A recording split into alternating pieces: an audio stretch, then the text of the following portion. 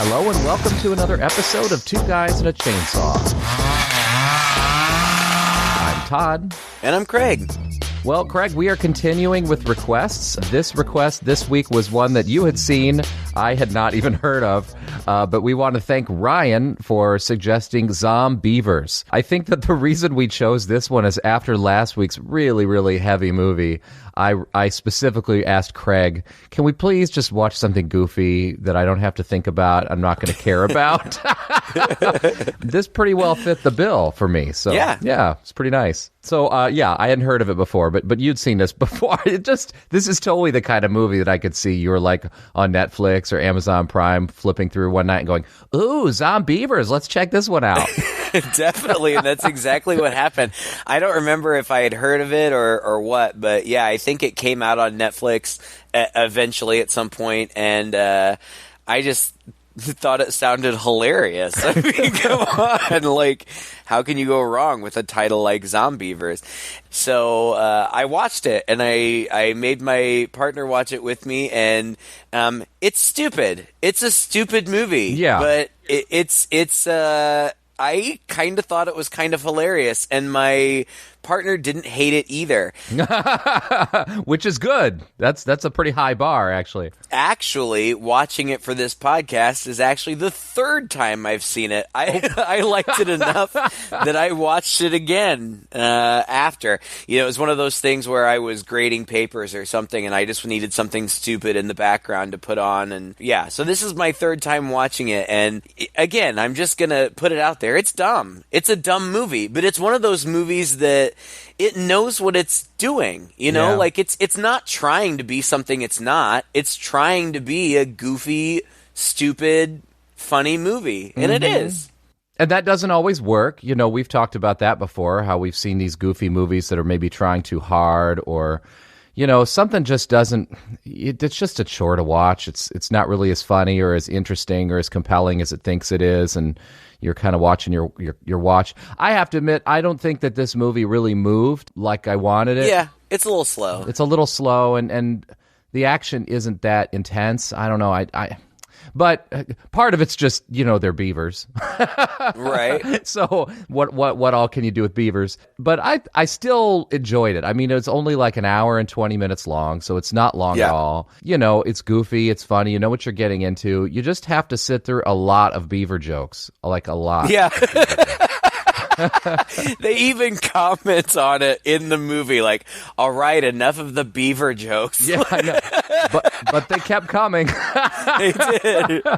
I'll say the same thing, you know, watching it this time around and really, you know, sitting and watching and paying attention and taking notes and stuff, I really thought, you know, the first, like you said, it's like an hour, 15 hour, 20 minutes. The first 30, 40 minutes, feel free to get up and go to the bathroom or get a beer or whatever. Like, you're not going to miss much.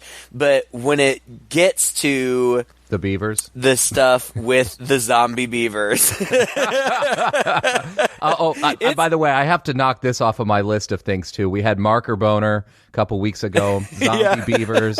Another thing to tick off. I don't know how many more subjects we could possibly cover in this podcast, but I feel like we're going through the whole encyclopedia and beyond. Yeah. There you go.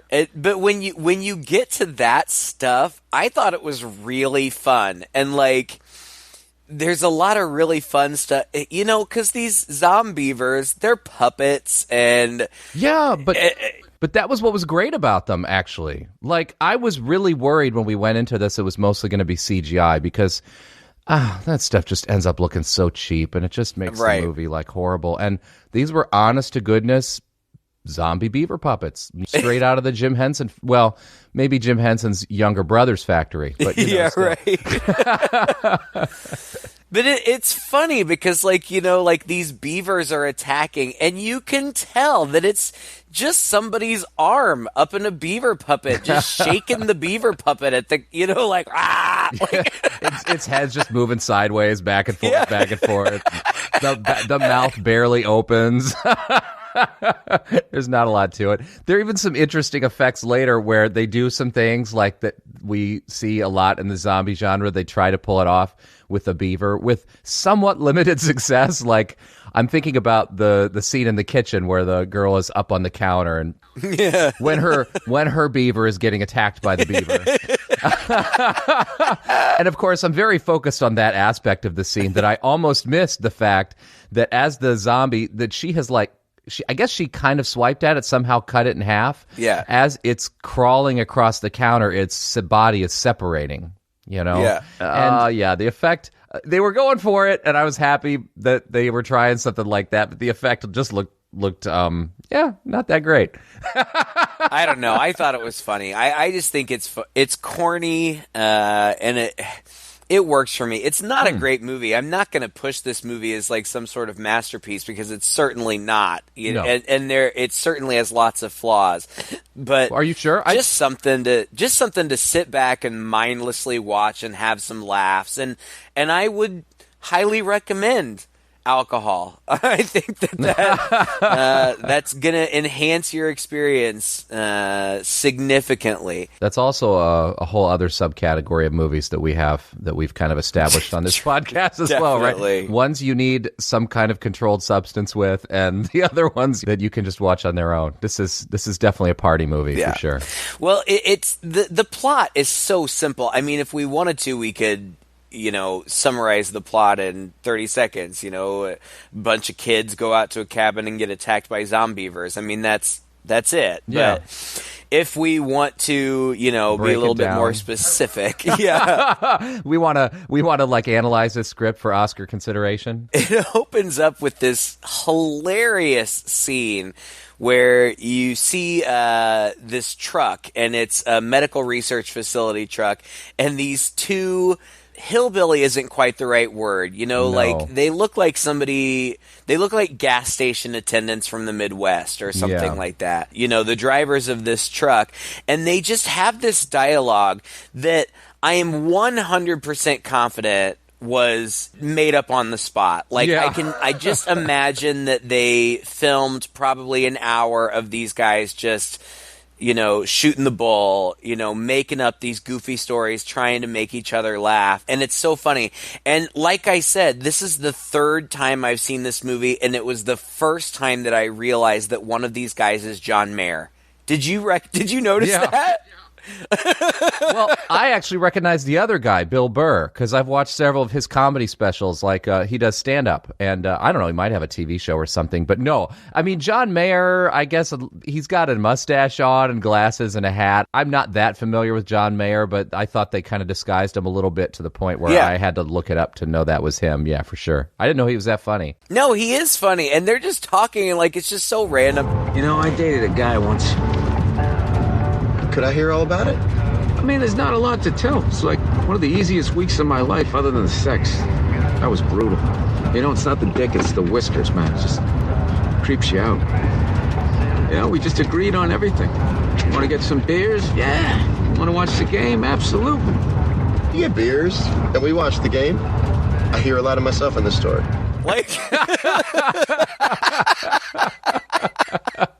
Oh my god! I can only imagine that these guys just had a blast, just cracking each other up with these ridiculous stories.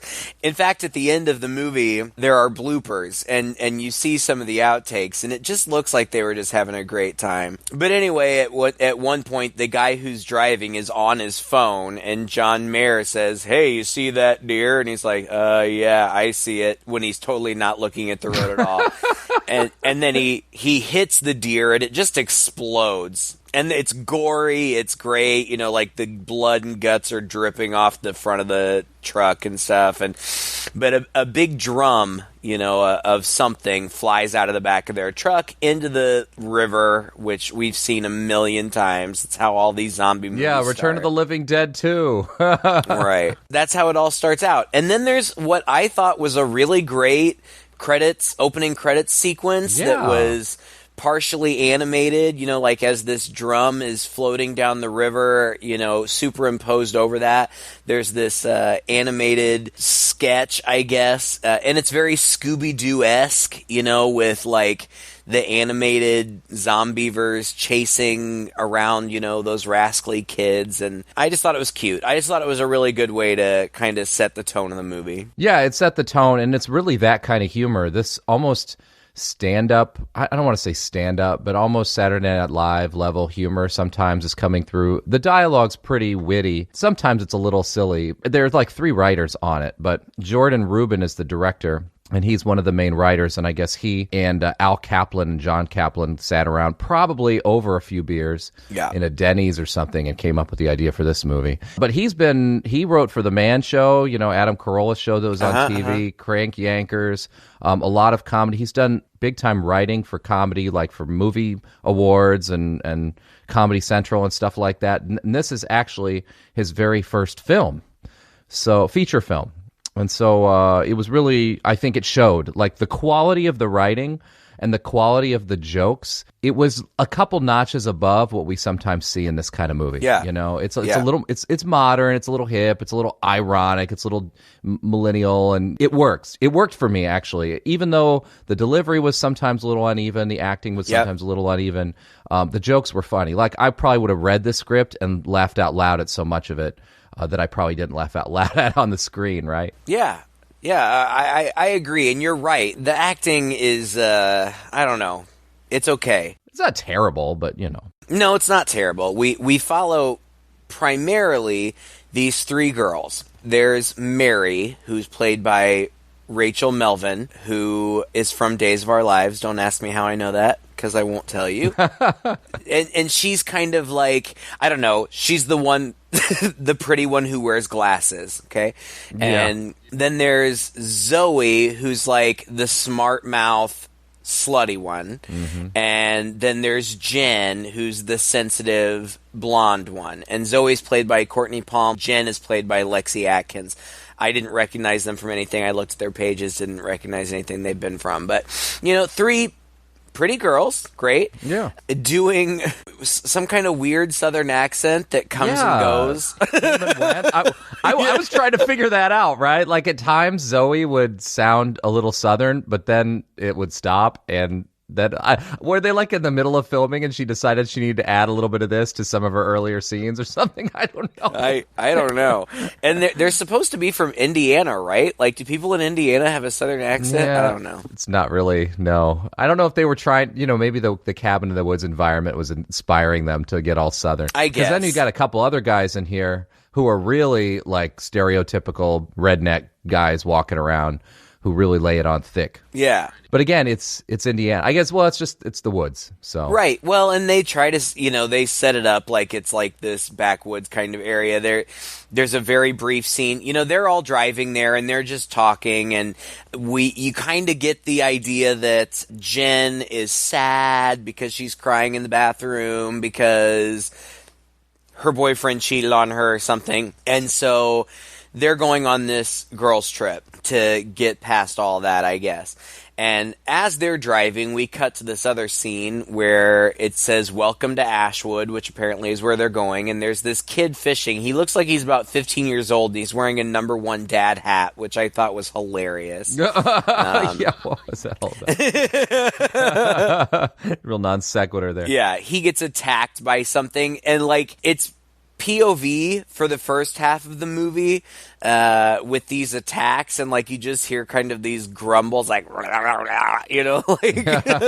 and beaver attacks, and they get there, and it's Mary's cousin's cabin. It's just this nice-ish, not posh, but a decent cabin on the lake, and they meet the neighbor lady who comes over and talks to them, and there's a funny exchange because Zoe, the bad one, is kind of messing with the neighbor. Well, we were supposed to have torrid getaway sex, but Jen's dad cheated on her, so...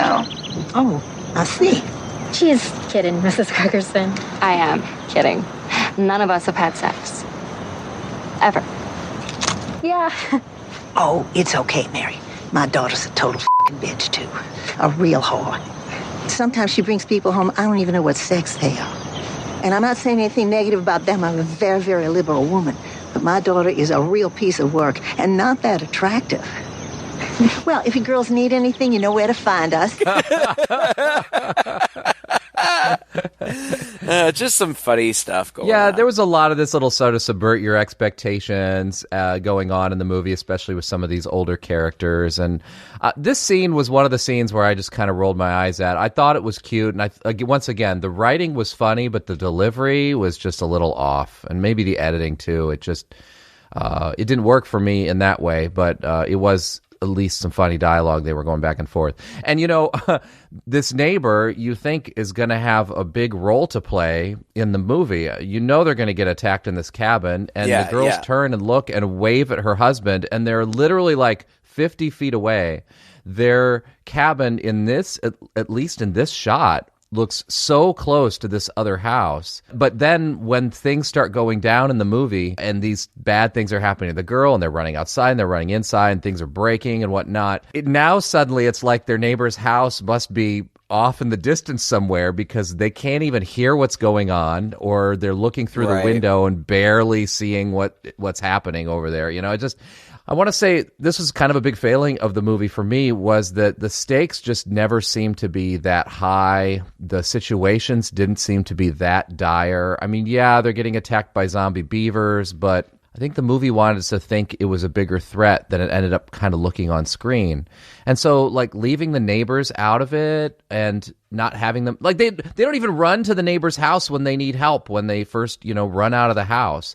And so all of that just felt a little off to me. They'd set all this up in the beginning. They made a real point of bringing this woman out, showing you the house over on the other side. And then it just kind of got forgotten until about the last third of the movie or quarter of the movie, when one of them ends up at that house. Yeah, fair enough. I mean, it's not, it's not fine literature or anything. It's not like the writing and the planning that went into the writing is that impressive. So I get what you're saying. It didn't bother me. I mean, they do end up over there eventually at some point, and that lady shows up again in a fun way. Yeah, I mean, I get it. If you're analyzing Zombeavers and the motivation of the characters, then yeah, maybe they should have run over there earlier. Craig, if we're going to make this last an hour like we usually do, we got to talk about something. I know. And it's funny because I'm just trying to get through stuff. Yeah, let's just whiz through the plot, right? Okay, so they go swimming, and Zoe goes topless because she's the bad girl, so you get boobies. And that was nice actually. Boobies. I really like that. Yeah, she's got nice boobies. They swim out to this, kind of floating dock or whatever, and they're hanging out there, and then they notice this beaver dam, and Jen, the cutesy blonde one, is like, oh, I love beavers. And so, first of all, they swim right up to it, which I don't think that I would do. That seems kind of risky.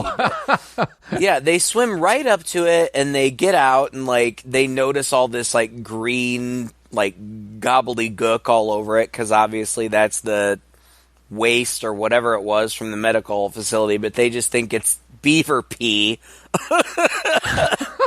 And so they're standing there talking about it, and they see an enormous grizzly bear. Yeah. They're all scared of it or whatever, but then this, like, mountain man, Smith, shows up and shoots his rifle, and the bear runs away, and he's kind of menacing and tells them that they should cover up and, like, criticizes their tattoos or whatever. All of this is leading up to them hanging out and being very girly in the cabin, and then they start hearing these scary noises outside, and oh, what's happening? And so they go outside, and it turns out that just their boyfriends have shown up.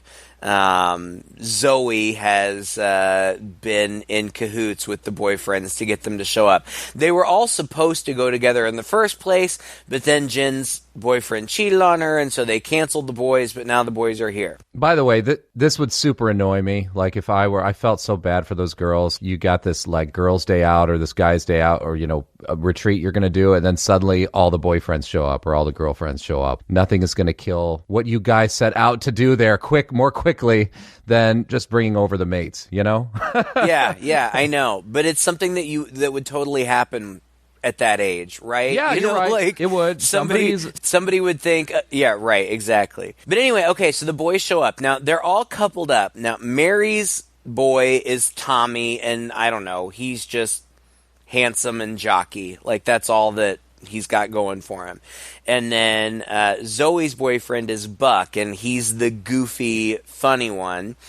And Jen's boyfriend is Sam, and he's the cheater, and he is played by Hutch Dano. Did you read this? That he's the grandson of Royal Dano? Are you kidding me? No, I didn't see that. Yes, it's Royal Dano's grandson. Oh, my goodness. We love Royal Dano. But interestingly enough, Hutch Dano didn't even try a Southern accent, did he? No, I don't think so. And really, honestly, I don't know a whole lot about Royal Dano except for that he was this old school kind of movie star, and we loved him in House 2. But I was just totally tickled by the fact that it was Royal Dano's grandson. Even though he's a douchebag in the movie. It's fine. Yeah, everybody's a douchebag in this movie. Pretty much. Almost. Yeah. And then they show up, and it's exactly what you would think it would be. Buck and Zoe have loud sex, and, it's just all goofy. And Jen, whose boyfriend Sam has cheated on her, she's got this picture on her phone that somebody had tagged her, a friend of a friend had tagged her in, and it's a picture of her boyfriend making out with somebody else, a brunette, but you can only see the back of the brunette's head. You can't see who it is. Mm. It's that for a second, like, silly college cabin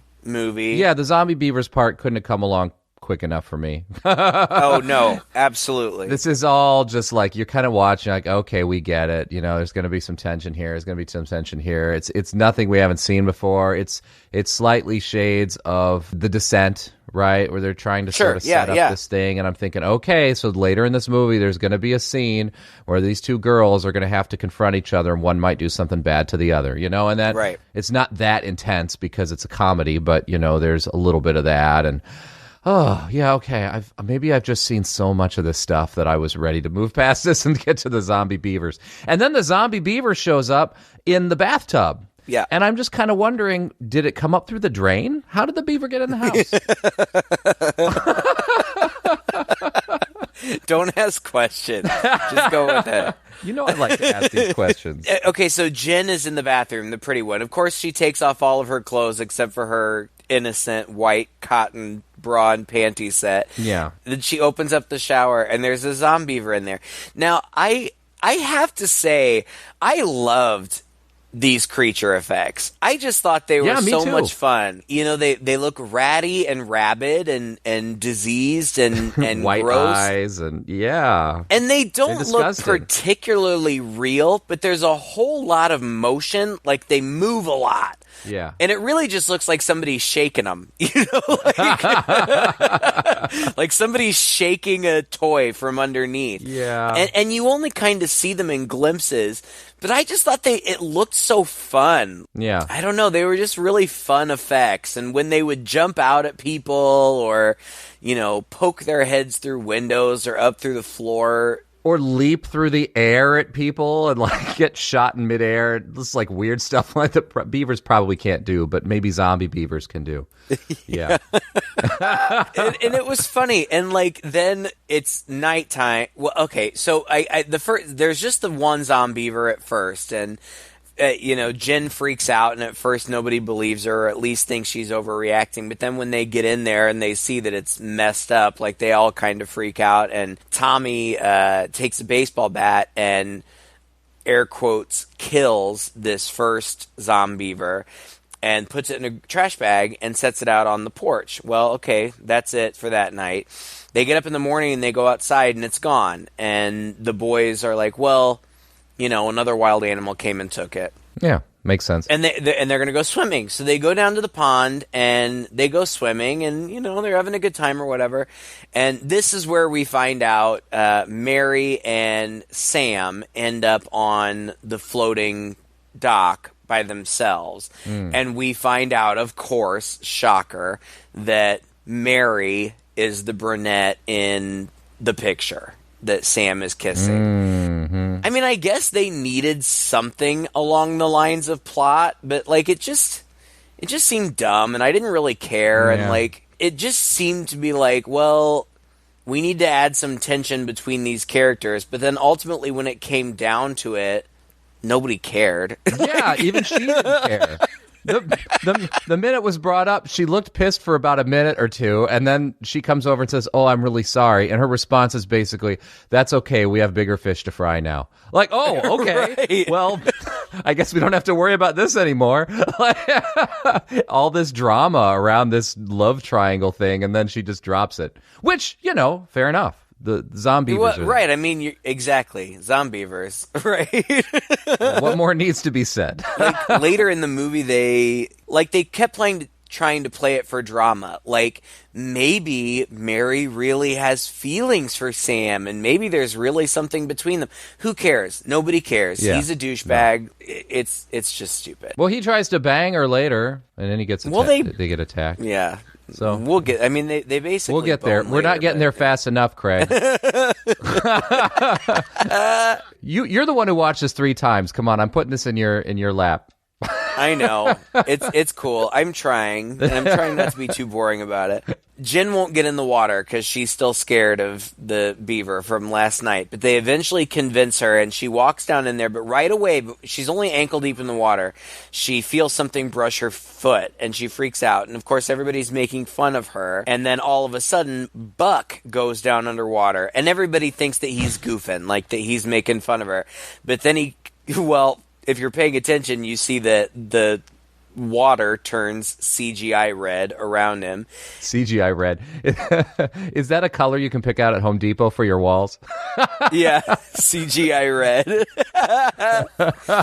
He comes up and he's holding his foot. His foot has been bitten off. And all of this sounds really silly, and it is. And it feels really silly to recap, but it's kind of fun to watch. They all swim to the raft, and they tie off Buck's leg. Zoe has a little dog, and they take off its life vest and use that to tie off his leg because, that would work. Meanwhile, Jen runs back to the house to try to call for help, but the Beavers have cut the phone lines because, of course, they have. Because, of course. And they show the phone box outside, and these 2 lines coming down from it, these 2 red beaver scratches across the wood behind the cut lines. It's so goofy. And the beavers start to attack the people on the raft from underneath, and Jen is getting attacked in the kitchen. It's like Creepshow 2, right? Yeah. Oh, that's scene. totally what it reminded me of too. But her kitchen bit is the beaver attack, the beaver on beaver action. Yeah. In the kitchen. And it's not as exciting as it sounds, but she's just, backing away from him on the counter, and he gets up on the counter and is approaching her, and hardy har har, we see what's going on here. It's the visual sight gag.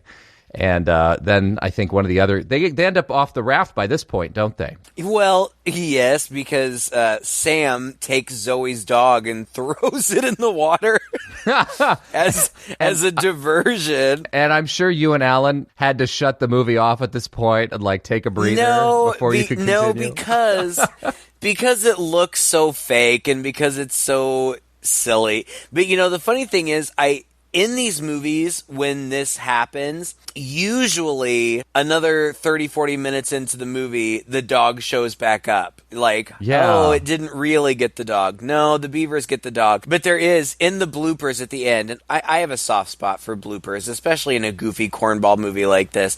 In the bloopers at the end, they show the dog swimming around with these floating Zombeavers, and the dog is just having a great time, and you hear somebody off camera say it's supposed to be afraid of them.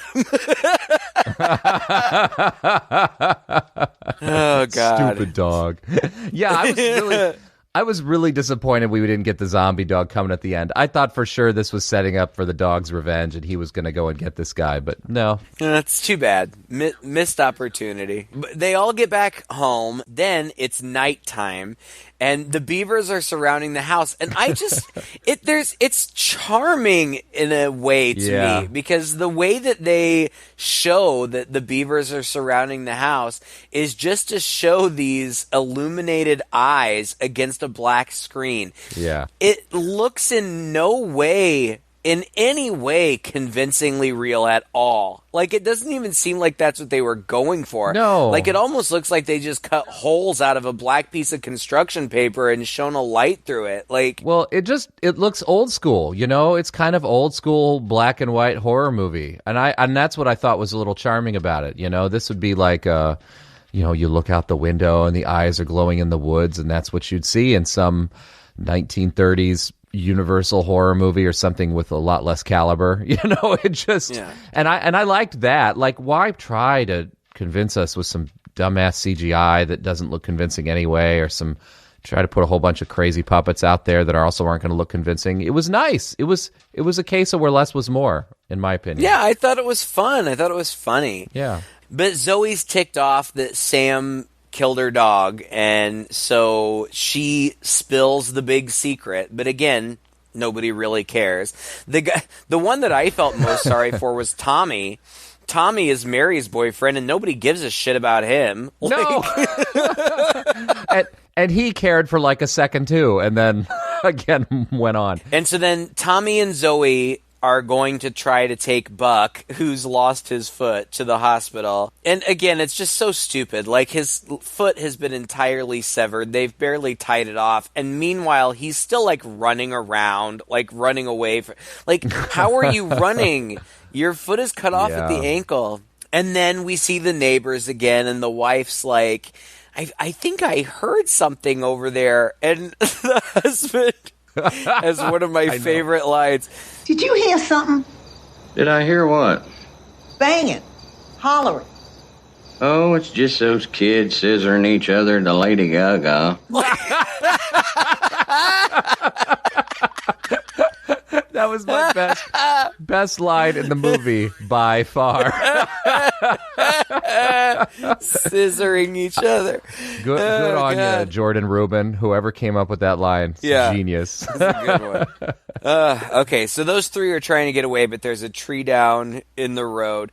And God, the movie, like, so much of it had to have been ad-libbed. Like, there's a tree down in the road, and Tommy gets out to, like, see what's going on. So it's just Zoe and Buck in the car, and he's like, I'm sorry I never ate your pussy.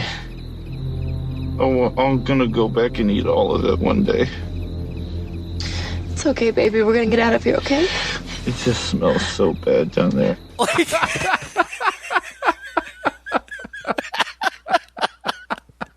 so dumb. It's so juvenile, but I don't care. Like, that stuff gets me.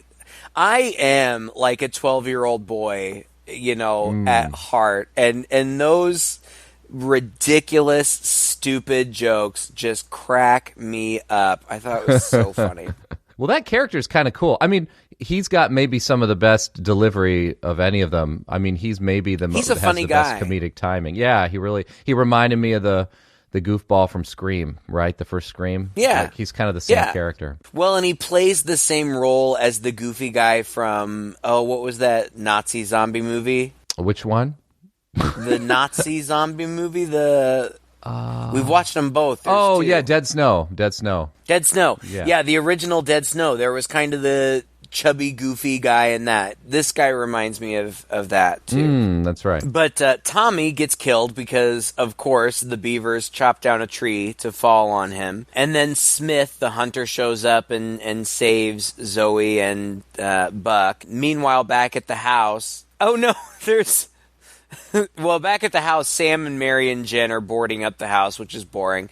And then they're in the truck and they have this conversation where Smith says to Zoe and Buck, back in the 70s, Beaver Fever hit. Stirred up the whole damn county.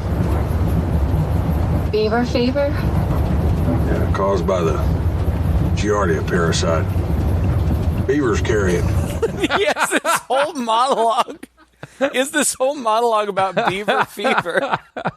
You know, when they were writing this script, somebody just sat down with, like, I don't want to say a thesaurus. They just Googled beaver to see how many beaver references can we throw in here. And, okay, Beaver Fever, Giardia from the 70s. All right, we'll make sure we get that in there somehow. Oh, God, it's so funny. Yeah. And they get back to the house, but now the other people have the house all boarded up, and so they can't get in. And Smith is like shooting the zombie beavers, and he's filthy, hairy beavers. Oh, it never ends. Oh my God, it never ends. Yeah. So they run off to the neighbors. And they find the Mr. Gregerson is dead. It's cutting back and forth at this point, and it cuts back to the main house where Sam and Jen and Mary are. And I feel like they kind of get into a spat, of course, because they are the love triangle or whatever. And at one point they're spatting, and Sam says, "We can't turn against each other now. That's exactly what the Beavers would want." As you can tell, folks, the writing in this movie is amazing and deserves every award. But seriously, like, it's one of those things where you know that everybody's in on it. They know how stupid this dialogue is. True. And they're just doing their best to deliver it without laughing. Right, without laughing. Like, either in the goofiest way possible or in the straightest way possible, so it comes across as really funny. And it does. Most of the time it works. The acting is not amazing, but especially now. Like, before the Beavers showed up, it was a little bit rough.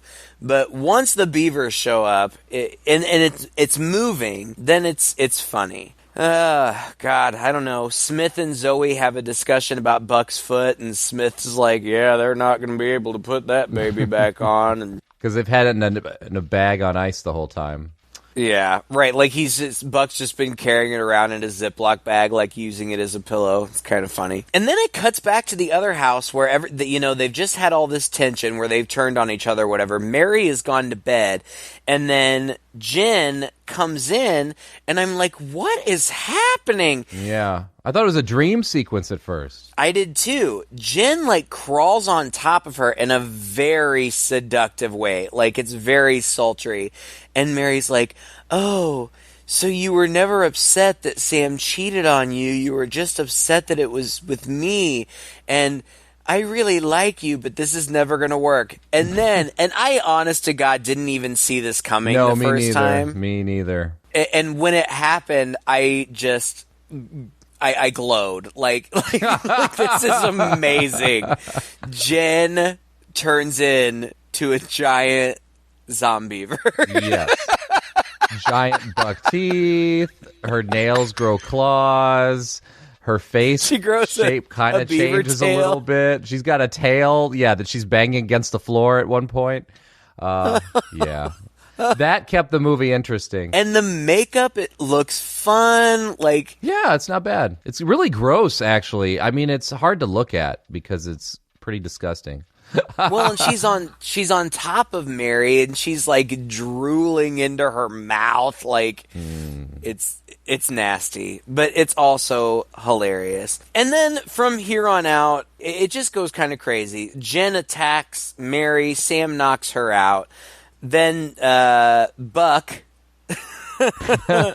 turns into a beaver zombie and attacks Smith and eats his face. And Zoe tries to shoot Buck, but accidentally ends up shooting Smith. And Buck chases Zoe upstairs, where she ends up being confronted by the neighbor lady Zombeaver, and she has to jump out a window, and it like from the second story, and it appears that she's unconscious, and that's where we leave her for a while. Meanwhile, back at the other house, Sam and Mary are running away from Jen, the zombie beaver, and they end up in the bathroom. And all of a sudden, Mary is very concerned that he's been bitten and that he may turn. So she makes him take off all of his clothes, which he does, and he's fine. And so then he tells her to take off her clothes, and she takes off everything but her underwear, because apparently this actress was not showing her boobs in this movie. Yeah. That's clearly the reason. Right. And then the Zombeavers are attacking. Jen's right outside the door, but they decide that this will be the perfect moment to bone. This didn't make any sense. No. So they do. And then the beaver shows up. And then Jen, the Zombeaver, shows up, right? And bites his dick off. Yeah. Bites his dick off. And they make a big production out of her biting his dick off. Like, he's standing, she's on her knees.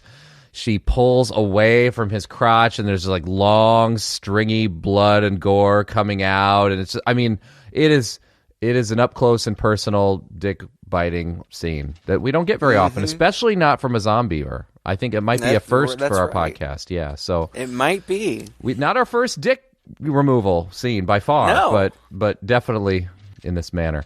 Yeah, it was just this. It just went way off the rails. At this point, anything's going to happen in this movie, and I think that's part of the fun of it, is just realizing it's going to be balls to the wall for a little while here. Yet at the same sense, like I said earlier, I just didn't feel a sense of urgency, like I really cared what was going on. Oh, no. Like I could kind of keep track of what was happening, even because, like you said, 1 minute they're running away from someone, and as soon as the door is shut, suddenly they've got this scene where they're talking and they're stripping down and whatever's going to go on. It's like the fun thing about, for example, what makes a movie like Shaun of the Dead work is, well, not just that it's Shaun of the Dead and this is Zombeavers, but the fact that it's a horror movie as well as, it's like a horror action movie as well as a comedy, right? And so they make it funny, but at the end of the day, even if you stripped all the comedy out of it, it's just a compelling action horror movie. Sure. It's scary at moments. There's a lot of tension to the scenes, and the setups are really good. And here, you know, I just didn't feel like the attack scenes were that... yeah, I don't know. Maybe it's just because they looked like puppets. Maybe it's because they're kind of small. And, we've talked about this. When little animals attack you, can't you just kick them away or get to a higher ground or, something like that? Boarding up the windows and the doors would seem to do the trick. So, none of this really, I wasn't really on the edge of my seat for any bit of the action in this movie. And I think that could have been fixed and it would have made it a better film, honestly. But, what are you going to do? I get what you're saying. I mean, I was just in it for the ride. I mean, I had no expectations. I mean, the movie's called Zombeavers. Yeah, but, it could be a different kind of ride, right? It could be a roller coaster instead of, it's a small world, right? Yeah. That's what I'm saying. I get it. It wasn't a huge thrill ride. It was a fun ride. It was a goofy ride. Stuff happened. It was referential, blah, blah, blah. But I wasn't heart-pounding in any way, shape, or form. No. It's not scary. No, and you're right. You're right. There's very little tension because ultimately, at the end of the day, you don't really care what happens to any of these people. Yeah. That's true. It's not like you're attached to any of them or their in drama. any way. They're not even attached to themselves. No. In fact, you almost are kind of hoping that they will get killed in some kind of interesting way. Not because they're entirely unlikable, but just because you don't have any particular connection to any of them. Yeah. I don't know. It does subvert your expectations in that the woman I picked out to be the final girl absolutely was not the final girl. Right. I thought that would be Jen. Right. And she totally wasn't. That was pretty nice. It was in fact, spoiler alert, it was Zoe, which is the first girl to take her top off, which totally breaks the rules, right? Right. The slutty naked girl. And I didn't expect it to be Jen because I thought that she was a little bit too goody-goody and a little too bland. I thought it was going to be Mary. Mary seemed like... a little smarter. Not the tough one, but the one with the strongest head on her shoulders. And I totally thought it was going to be her. So then after Sam dies, I guess, because you die when your dick gets cut off. Well, you'd want to. She runs, and the Zombeavers have set the house on fire at this point, and they've boarded themselves in, so they can't get out. So she's running around in her panties in this burning house, and then from out of nowhere, a truck drives into the cabin, and it's Zoe, which I didn't see. Yeah. I mean, I knew she wasn't dead. Like, they didn't try to make us think she was dead. You just lost track of her. Yeah, you lost track of her. Exactly. And for her to be kind of the hero at the end was unexpected to me. Mm-hmm. So she comes in and she picks Mary up and they drive off. But then they are surrounded by zombies. And now it's not just beavers. Now everybody is zombies, including Smith the Hunter, who can still use his gun, and he shoots at them, which causes them to wreck into a tree. And then everybody else, pretty much, who's died in the movie up to this point, starts attacking their car.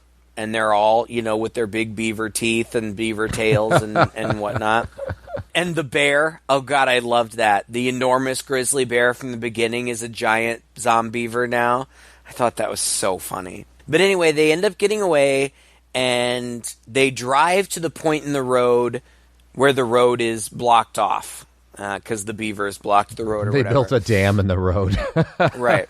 Not only do they get out and start walking, but Zoe, who has been a total bitch through the whole movie, at this point is the hero. Yeah. And she's saying to Mary, it's going to be okay. And she's very calm. And she's like, we just have to walk from this point, but it's morning and it's going to be all right. They start walking, and out of nowhere, Mary pulls a gun on Zoe. And Zoe, saying what the rest of the audience is thinking, says, where did you get that? Yeah. And Mary says, oh, the glove box. Oh, okay. I guess it's the same place that you got the jacket that you're wearing now, too, since you were in your bra and panties the last time I saw you. So she pulls a gun on her, and she's like, I know you're bit. I know you're scratched. You're going to turn into one of them. And Zoe's like, no, I'm not. She's like, but she says, at the very least, you have to wait until I turn, otherwise you're a murderer. At which point, Mary turns into a Zombeaver, and Zoe kills her. I only remember how she killed her. I think she had an axe on her. Yeah, that's right. She did. She's been carrying her axe. She kills her with an axe. It's the triumphant thing. I've seen this in a million horror movies. It's the final girl. She's beat all to hell, and she's just walking down the road hoping to find her safety. Mm-hmm. I can't tell you how many movies we've seen. The Evil Dead remake, 31, which we did recently. It happens all the time. Yeah. And it's that exactly. Yeah. And she's walking down the road, and the triumphant music is playing, and then all of a sudden we cut back to the two truck guys. And it's the same joke. It's really funny, actually, where he's checking his phone again. The dude says, John Mayer's character, totally straight-laced and totally straight, says, you see that girl on the road there? He's like, yep. Says, okay, I trust you. And then, bam, he slams right into her. It's so funny. Unfortunate, but such a fitting ending. Just so irreverent. And then there's a whole series of bloopers, and there's no sense in recapping those. You gotta watch the movie, but they're hilarious.